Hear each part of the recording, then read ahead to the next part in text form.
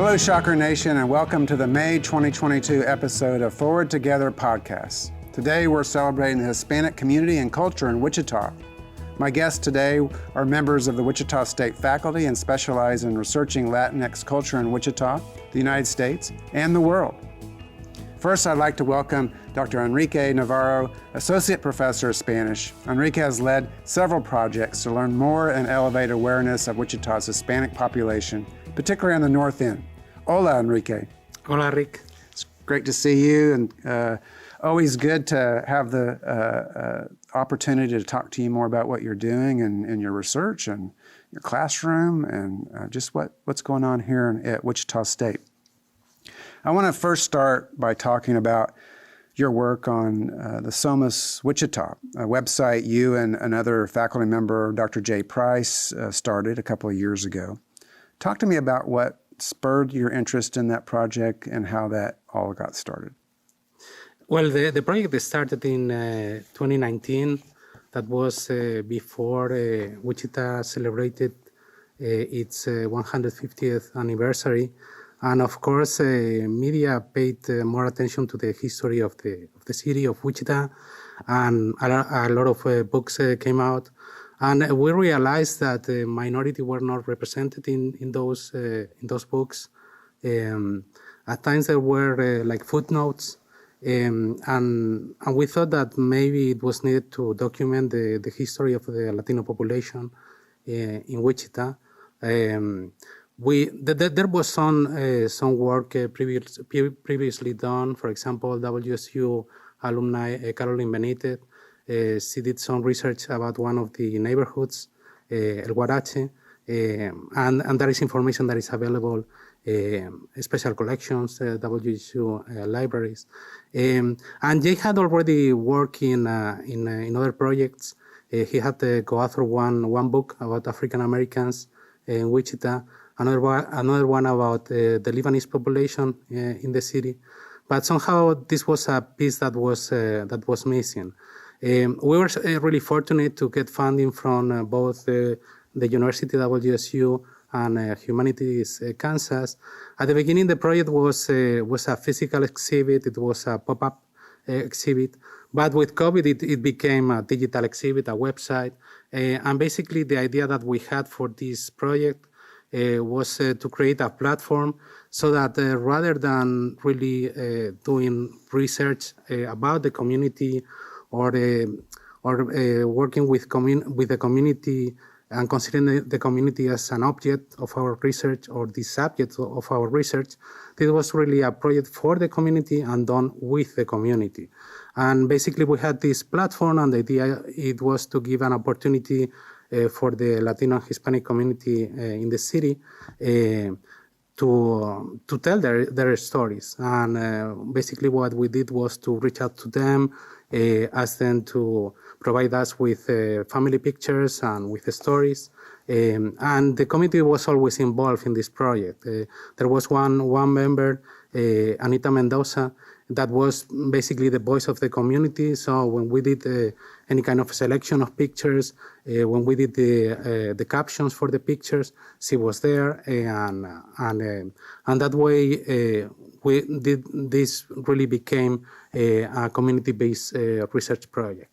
Yeah, and it's online too, so it can be continually updated. And listen to you talk. I've been at the university for 26 years, and we've seen the student population change pretty dramatically over that time, particularly in the last 10 years. And our fastest growing segment of our student population are those that identify as Hispanic students. And it's at some point, probably in the next decade, we would be considered a Hispanic serving institution. Now, a lot of things have to happen in our policies, and just not a matter of enrolling Hispanic students who identify in that way, but it's also supporting them, providing opportunities for them at the university so they'll excel and be able to go on, graduate, and live productive lives. But at some point, the technical definition is that 25% of our student body will identify as Hispanic in how they come into the university, and that would classify us as a Hispanic serving institution in the United States, which opens up all kinds of additional opportunities for funding, for those students and for the university to support them. And I don't think, just after evaluating this and seeing the rapid growth in our Hispanic population, I don't think people really understand the importance that particular population brings to our city. So I'm so glad to hear that you're working with your colleagues to bring those stories forward, because they're so important to who we are as a community. Thank you. And from that project, you published a book. Here's the book that was published just a couple of months ago. Yes, in February. I was at that signing at a local bookstore here, and which I've read and enjoyed. Can you tell me a little bit more about how that came about? I'm assuming it grew out of this project that you just described. The book was really like a spin-off of the website. We realized that we had a lot of pictures from Mexican-American families, especially those that live in one neighborhood in the city, the North End. The North End is really a multicultural neighborhood, but we decided just to focus on this population, this community that live in that in this neighborhood or that neighborhood. Basically, the philosophy was exactly the same. We thought about the book also as a platform. We reached out to the community, and because of COVID, we had to be more creative. Obviously, we had some scanning events, but social media was crucial for the book.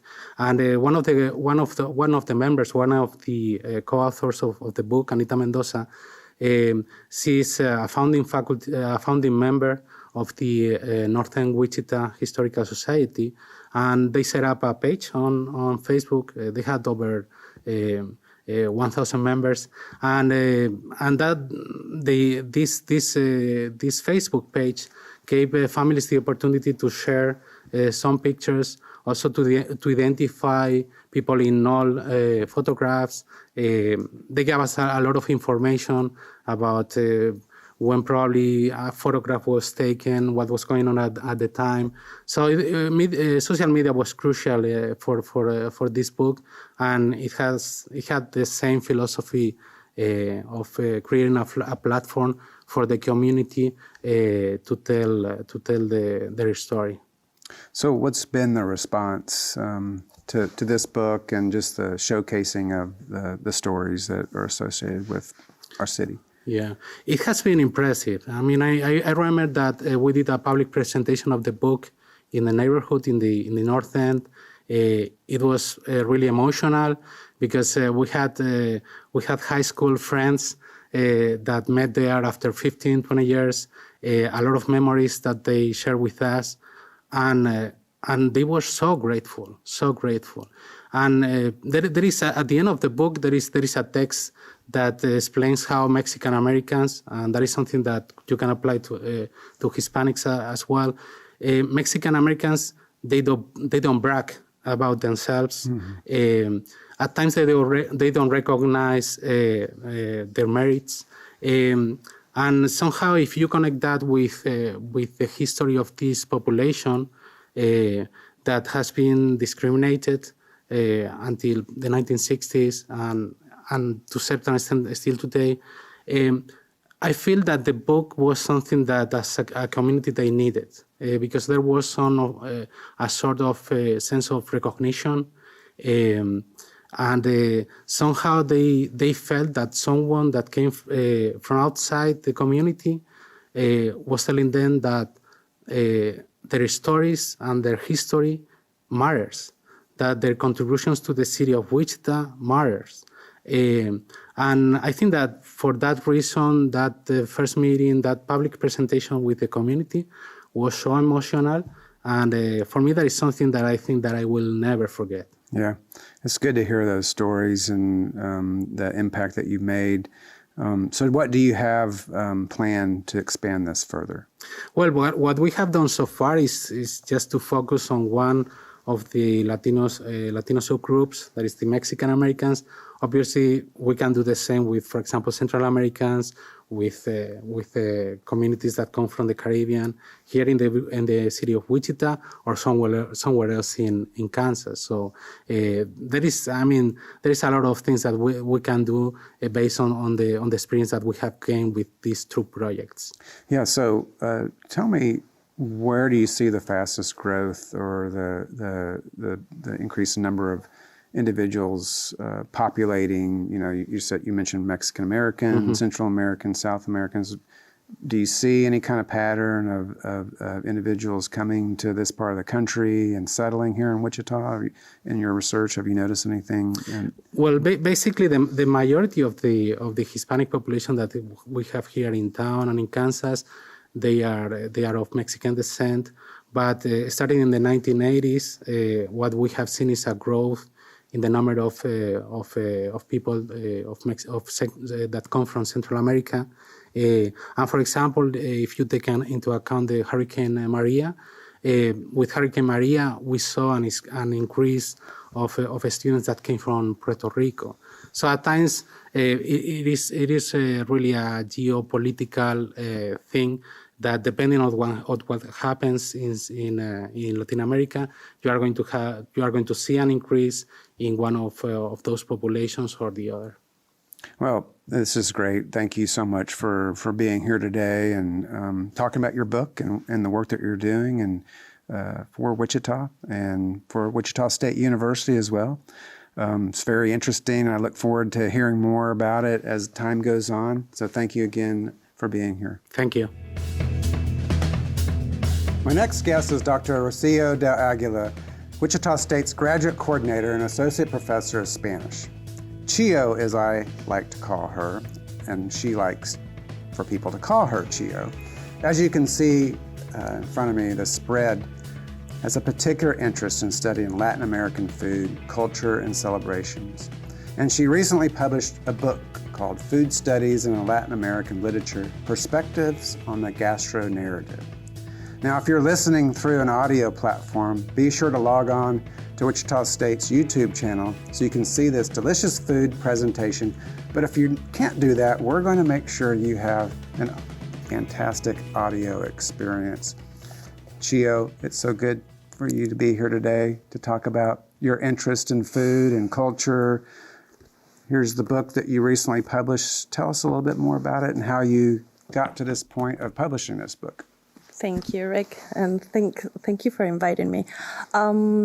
I started working on food studies a couple of years ago, and it's an evolving field, and there's so many things that you can do. But I'm a 19th century Latin American literature specialist, so I started working more on recipe books and ingredients and other things that I found through literature in that area.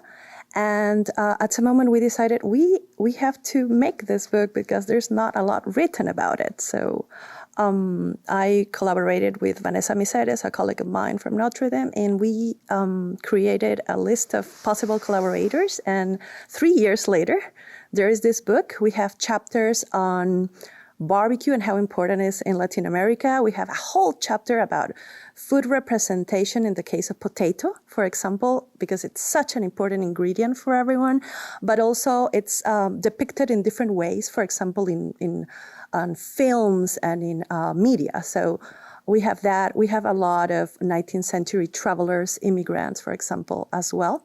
And there is, of course, a very much theoretical approach to it as well. So it's a very, there are 14 different articles in there, and it's very interesting. So we hope you would like it. Well, yeah, and I'm just looking at this perspectives on the gastro narrative. So tell me about the gastro narrative. I've never seen that word before. I think that we coined that term because we were deciding how to name it. And originally the book for us was Gastro Narratives, right? How is book represented, and what it means into the text. So it's not just very much that superficial idea of, oh, there's book and that's it. But every time the book appears, that food appears in the book or in the narrative, it is clicking something. It is bringing memories, it's bringing family, it's bringing culture, and it has it's such an important part of the book that even can create the development and can force the development of whatever the story it is. So we thought about how important food was for these narratives, and that's how we ended up with Gastro Narratives. Well, that's awesome to hear. So now, I'm not at all surprised by what you have in front of us, because I have been the recipient numerous times from you of food being dropped off in my front step of my house, mostly because of COVID recently, but you've come in before, before COVID. But we have some awesome looking, beautiful food here in front of us. So those that are listening, we have a board of savory items, and then we have another plate of sweet items in here. So let's talk about the savory first. And once you described each of these 6 things that you have on this particular savory board. And I would recommend to start with the gazpacho, because that's the one that really gets my students. They get out of their comfort zone. I teach a class on food and culture for first year students, and they start the class. This is a cold tomato soup from Spain, and I think that if you can get out of your comfort zone by tasting this and drinking that, they realize that there's so many other things that they can try, not only, of course, in the sense of food, but through their experience as college students. So it's really a very interesting thing for me to start with. Then I try to bring ingredients for different parts of Latin America. So for example, you have an empanada, and this is an Argentinian empanada that it's a pastry basically filled with meat. So the dough is... I'm just going to grab my hand and eat it like this, right? Yes. I've had this before. You've made this yes. before. It's one of my favorite things to eat, because in Peru, I'm Peruvian. In Peru, we eat a lot of empanadas. And it's like, if you don't have time to eat something else, you go, instead of a sandwich, sometimes you go for an empanada. But this is an Argentinian recipe that I really like. And it's a very much meaty empanada, but it has some raisins and some olives inside. Then the next one is an arepa. So I learned to do arepas, yes, those ones, from a friend in Colombia. And arepa is, the dough is made of corn. So it's so important for all the Americas, as we are surrounded by corn, and we have so many preparations from tamales to tacos, basically. Everything is related to corn. So this would be the dough, it's Colombian. But the filling is from Venezuela, which is called Reina Pepiada. And it's a chicken, and it has a beautiful story with beauty queens in Venezuela. But the filling has avocado that we love, and chicken, and some cilantro. Cilantro gives so much flavor. Oh, yeah, we love use it, cilantro. and we love definitely it. Taste the cilantro. Yeah, and we use it a lot in different soups and preparations. So I had anything like this, quite like this, that texture of the corn. So because you have the texture of the corn, but it's not like eating a tamal, and it's thicker than having even a gordita, right? A gordita would be like a thicker tortilla, but this one is even thicker, and it's pre-cooked corn that you have to buy. And I usually get the harina pan from Colombia. The other 3 that you have to decide, that is the Peruvian one, causa, and causa peruana, and it's potato, that it's another ingredient. We have the International Center for the Potato in my country, and it's one of the tubers that could really get to the moon, basically. It's, in this case, it's mashed potatoes with lemon and chili, Peruvian chili, ají amarillo. And it has whatever you have at home for a filling. So if you don't have anything, just put a piece of lettuce in there.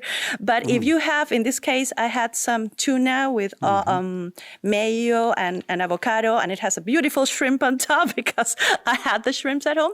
But you can put whatever you want. So you can have it like a very expensive meal, or you could have it like a very simple meal. And as potatoes are very common and cheap in Peru, we eat this a lot. Plus, I think it's delicious and very refreshing. Very good. A lot of people were eating this for Easter, for example. The other two things that I included are, one is fried yucca. And I did a guacamole because I thought, I'm not including anything from Mexico here. We have so much Mexican heritage in this city. So I did a guacamole. It's just homemade guacamole. And the yucca is another root that it's very important for the Americas. And it's the kind of ingredient that you can see even in colonial text. So it's been through the whole process of the development of the Americas, the domestication, and it's very common. Plus, yucca is tapioca. So Asian communities also in the world eat a lot of it.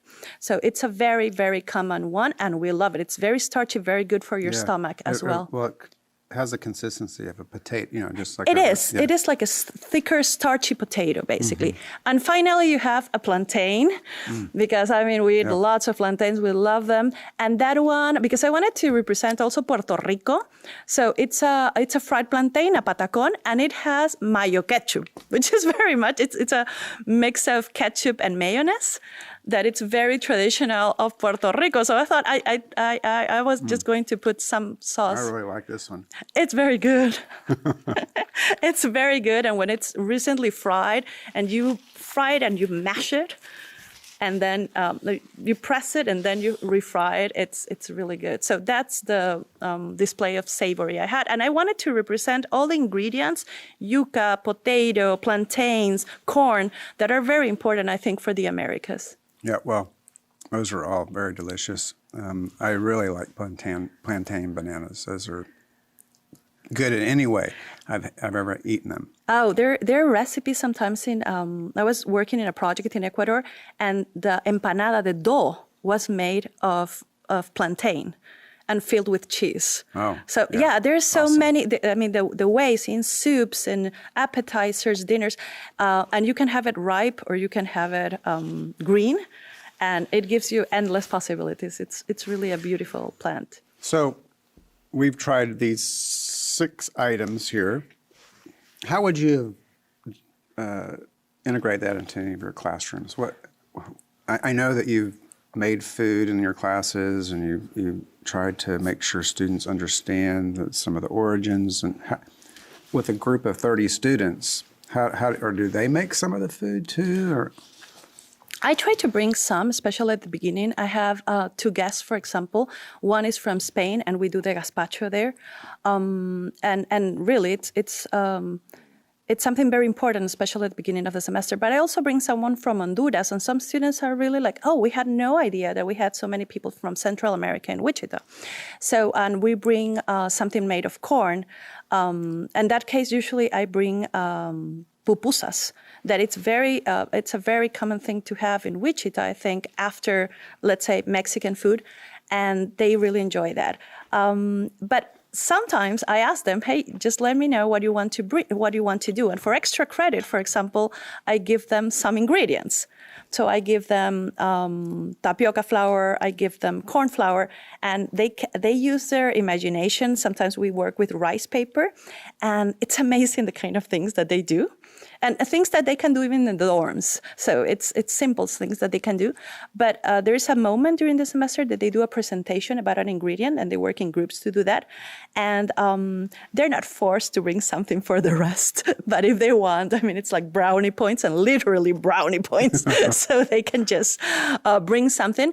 But they do a lot of research projects. Like they go to a restaurant, for example, and they have to criticize the restaurant, thinking about authenticity and how sometimes we are even charged for that concept of authentic food. And then they do other projects around ingredients, around countries, about immigrant products, and podcasts, movies. There's so much in the sense of food that we can use in class. So it's always a fantastic class to teach. I'm going to have to stop eating these the this particular what do you call this? This is the Patacón. Plantain. These Yes. really good. It's like French fries And that the mayo ketchup, yes, it's addictive, I think. So before we talk about the sweets, what other kinds of projects are you working on, and what do you see? Well, food-related projects. I'm working in two other. One about the food system of the city with Laila Cure, a professor from industrial engineering. And we try to approach the problems of the city about food swamps, food inequality, but from completely different perspectives. I come from culture, she comes from industrial engineering, so she sees something completely different, and it's been a blast to work with her. And the other project that I'm working on is with Dr. Enrique Navarro, with Jay Price, because they're such a wonderful team to work with. And we are going to go to Dodge City, to Garden City, and to Liberal during the summer, and we're going to be recording foodways, food traditions, fiestas, celebrations, quinceañeras, religions, festivities that Latinos do in that area. And we got a grant from the Library of Congress. Oh, wow. So it's really, really a gift for us to be able to go to these areas and to showcase, because in all these areas we have all these meat factories, and all these people work so hard, all these immigrants from different areas of Central America and Mexico work so hard in those areas, and they're just trying to give their kids the best that they can, including these celebrations and, of course, education. So it's going to be a lovely project to work from this summer to the end of the year, probably. Yeah, and we recently, the provost and I, and another vice president, just traveled out to Garden City, Dodge City, Liberal, to find out, and those were visits to community colleges, to find out what kinds of things can we help with our community, what kinds of expertise that we can share. So this is another example of that. So that's great that you're doing that. Okay, so now we have a plate of sweets, 4 different items. Why don't you explain to the listeners what you have here? You want to start with? Which one do you want me to start? Up to you. Flan? Okay, that's what this one is, right? This is flan. I just made it mini because why not? Mm-hmm.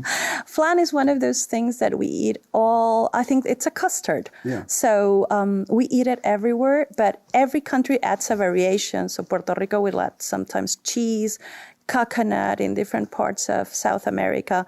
But in Spain, of course, they have it. And I really like it because it's very common to have it in different ways in Latin America. So that's, for me, one of the things that I like the most. Choco Flan, the Mexican variation with chocolate, it's really good. It has that sort of a kind of a burnt sugar kind of. You have to put when you put it, because it's inverted basically, right? You turn it around, so it's upside down. But at the beginning, you have to do some caramel.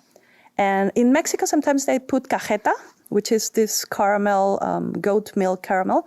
But I usually do it at home, so I just burn sugar and do it first. And that's probably the most complicated part of the flan, I would say. The second thing that you have is a chocolate. It's just dark chocolate and has a filling of dulce de leche and cream, because the dulce de leche is very heavy, it's very sweet. And then it has a cherry that has been soaked in pisco. That is a Peruvian drink. It's a Peruvian brandy. Yeah, I can tell. Yes, I should have told you, right? But it's very, I think it balances the sweetness of the dulce de leche. Dulce de leche and whipped cream, just to lower the sweetness of it. Like a little chocolate cup with that. Yes. And the chocolate cup, I did it from dark chocolate. So it should bring the sweetness down. That is really good. And that added a little brandy. Yes. The pisco is like 45% alcohol, I believe. So. There's a lot in there, folks. Yeah. They've been soaking for 2 days now. So that you might like, because it's chocolate. And it's just a chocolate turrón, we call it. And it's covered with dulce de leche and a chocolate ganache. And some fruits on top to lower the sweetness of it. But it's just, I don't know, we don't eat so much chocolate, even though chocolate is from the Americas. I mean, we are producers of South America. We're producers of chocolate and coffee, cacao and coffee. But sometimes we don't have as many desserts. We go more for these other kinds of flavors. But chocolate is something that everyone likes. And in my country, we love torta de chocolate, which is a chocolate cake. And this has raspberries. We have raspberries. We don't need, if you go to a market here, one main difference you're going to see is that we don't have a lot of berries. But there are some, for example, in my country, we have some Andean berries. But in general, we eat strawberries, but not so much the other berries as you would do in the United States. Oh, and finally, that is an alfajor. An alfajor, it's just a cookie. Yeah. Yes, it's two cookies somehow filled with dulce de leche. And this is a recipe. I'm gonna make a mess. Yes. This is a recipe without cornstarch. That's it's just flour. I know. This is really good. Yes. And an alfajor, I really like it because even the name, it has everything that starts with well, not everything, but a lot of words have Arab origin from Spain. So this has come here to the Americas after traveling in Spain for centuries. And this is a recipe of Arab origin, for example. So if you like kind of a shortbread type cookie with some caramel kind of a... Yes, it's the dulce de leche inside, yes. And it's really kind of light, and I mean, I'm sure not light in calories, but it's not a heavy kind of a... I think that that's the idea, that you can, I mean, the cookie, because it has no sugar, it lowers the filling, the sweetness of the filling. So it's a very much balance, I would say. And it has powdered sugar on top of it. Yes, just to make it nice. To make it nice. I'm making a mess You're out of it. going to. Well, one of the things that I've noticed in all the food that I've shared with you or you've brought over to the house is just how it's presented. It's beautiful. Thank you. It's like a little picturesque, and hopefully the listeners can grasp that from what we're doing here, but if not, you can go on to our YouTube channel and actually see the food. So I appreciate you. I know this you just didn't do this in a couple of hours, and so much appreciate you doing that for the benefit of our listeners and for our community. It's great to hear what you're doing in terms of the study of food and culture. Looking forward to possibly having you back so you can bring some other delicious treats for us. So thank you so much, Chio, for being here. Thank you, Rick, for inviting me. It's always a pleasure. You're welcome. And thank you, Shocker Nation, for listening today. Be sure to rate, subscribe, and review wherever you listen to podcasts. We're taking a summer break from podcasting, but I'll return in August with new guests and new highlights from Wichita State University. Go Shockers!